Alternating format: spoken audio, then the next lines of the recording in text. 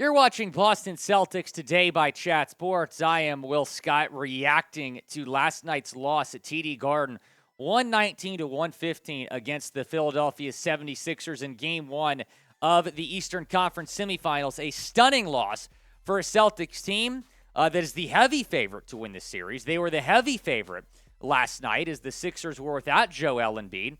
You still lose the game, in large part to James Harden's, one of the best performances of his career. 45.6 assists with 17 of 30 from the field. Tyrese Maxey, he added 26 points, 4 steals. Tobias Harris at 18. Jayson Tatum, obviously down the stretch, he could have been better, but he did turn in a 39-point performance. Had 11 rebounds and 5 assists. Jaylen Brown, would have loved to have seen him get more involved. He just had 10 shot attempts, 23 points. Malcolm Brogdon, the sixth man of the year, had 20 points, 3 rebounds, and 3 assists. What's your one-word reaction to Game 1? Now, let me hear from you down in the comments section. What's your one-word reaction here to this Game 1 loss? My one word is concerning for a couple reasons. You drop Game 1, go down 0-1. That's not good. You lose home court advantage, losing Game 1 at home. That's not good. And you're pretty much at full strength. And you lose to a Sixers team that's playing without the MVP of this league and Joel Embiid. That's just not good. Dropping this game is very concerning if you're the Boston Celtics. Jared Weiss said, tweeted this, Malcolm Brogdon said they doubled Harden too much tonight, which is on Joe Mazzulla and the players. Quote, it's all the above. Some of them are reads, some of them Joe's calling. I think everybody were all at fault because that's something that the players do as well. It's no finger pointing at all. Here is what the Celtics head coach said about the loss. For this team, they've been built on defense for a very long time. They have the DNA of that. And they're always going to play hard, but we manage the game best with our offensive decision-making, and we just have to continue to do that. Who is to blame for this loss? Let me know down in the comments section. Is it Joe Mazzulla? Is it Jayson Tatum? Is it Jaylen Brown? Let me know what you think down in the comments. I think there's a lot of people you can blame, but let's just put this in the rearview mirror because in Game 2, the Celtics, and going forward, the Celtics have got to be better across the board. They got to be better at defense, especially. When I look at this loss, I look at the defense. So the defense was an issue. You let James Harden go for 45 points. Why is Al Horford on James Harden there when Harden shot the game winner in the final seconds? I really don't understand that. Like Brogdon said, it's on Joe, it's on the players, it's on everybody. Everybody has to be better here going into Game 2, which is tomorrow night at TD Garden. Tip-off is at 8 p.m. Eastern Time in Boston. The Celtics, even after dropping Game 1, are 10-point favorites in this game. The total is at 218. You can go make your picks on Underdog Fantasy. Thanks to them for sponsoring today's show, my favorite fantasy sports app. They will double your first deposit. It is a great way to get started. Chatsports.com/underdog Celtics. Promo code is ChatBOS. Shout out to them. Keep the fantasy fun going with Underdog Fantasy, the simplest and most rapidly expanding fantasy sports app around. In their pick'em game, you can select between 2 and 5 players and predict if they'll achieve higher or lower stat totals in their upcoming games for a chance to score big. Plus, try out their rivals picks to pit 2 players against each other.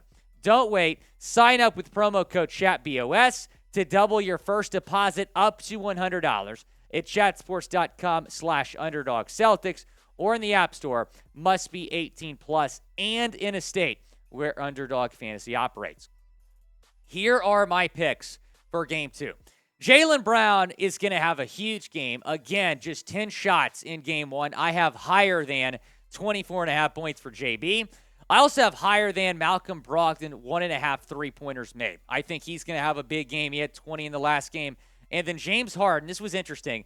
After dropping 45, his total here was at 23.5 points. So I'm going to go higher than that because they're probably still going to be without Joel Embiid. Again, that link, that promo code in the comments and the description of today's video. Speaking of Embiid, he is doubtful for Game 2. The 76ers center missed Game 1 with a sprained LCL. He's still not close to 100%. He's probably going to sit out Game 2. Here is what his head coach, Doc Rivers, said about his status. There's no change in his status. I'm assuming it's doubtful. I don't know what the words are, but they haven't changed if I'm being honest. But he's working out. He's over there with some of our guys right now, and I'll get the report when he gets back. The fact that he's doing that is a step forward for sure. Which means that if he is in fact going to miss this game tomorrow night, winning Game 1 was huge, and I mean huge, for Philadelphia, because now you can rest Joel potentially for Game 2. You don't have to rush him back. You've already stolen a game on the road. Worst case is it's a tie series going back to Philadelphia for Game 3, where Joel might be rested enough where he can't suit up and play. Here is what he did in round 1. I'm a little bit surprised that the points per game weren't a little bit higher, just 20 points per game, but he did have 11.3 rebounds per game, 2.3 blocks per game, shot 46.2% from the floor. Again, your likely NBA MVP. Now let's get into my keys to victory for Game 2. What do the Celtics have to do to bounce back and tie this series at 1 game apiece? Number 1, pretty obvious. Don't let James Harden do that again. You let him drop 45. He was 17 of 30 from the field. The guy was unstoppable, looked like prime Houston Hart. You cannot let him do that again. Do whatever you have to do defensively to make sure that does not happen again. Number 2 is your three-point defense. The 76ers made 17 three-pointers in Game 1. You have got to be better at your perimeter defense. You got to stop Maxey. You've got to stop Harden. You've got to make sure that they do not get hot from 3. Again, they're not even known for being a great three-point shooting team. You got to defend the perimeter better than you did in Game 1. Number 3 is to get Jaylen Brown more involved. How does Jaylen Brown, one of the best players in the NBA, only shoot 10 shots in a playoff game? 23 points, just 10 shots. Even Joe Mazzulla said after the game that you have got to get Jaylen Brown more involved here offensively. Number 4 is to finish. The Celtics in so many games this year have not been able to close games. They had a 4-point lead last night with 80 seconds left and did not win the basketball game. That cannot happen. I expect the Celtics to be up here going into the fourth quarter. You got to be able to finish this basketball game and tie the series at 1 game apiece. Who do you got in Game 2? Type BOS for the C's or type PHI for the Philadelphia 76ers down in the comment section. Who do you got in this game? It is the pinned comment. So reply to it when you get a second. Type BOS or PHI.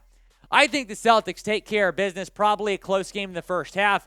They pull away in the second half. I'm taking the Celtics 122-103. Again, like I said with my underdog fantasy picks, I think Jaylen Brown has a really big game here, drops 30+, leads the Celtics to a big win. Series tied, going back to Philadelphia.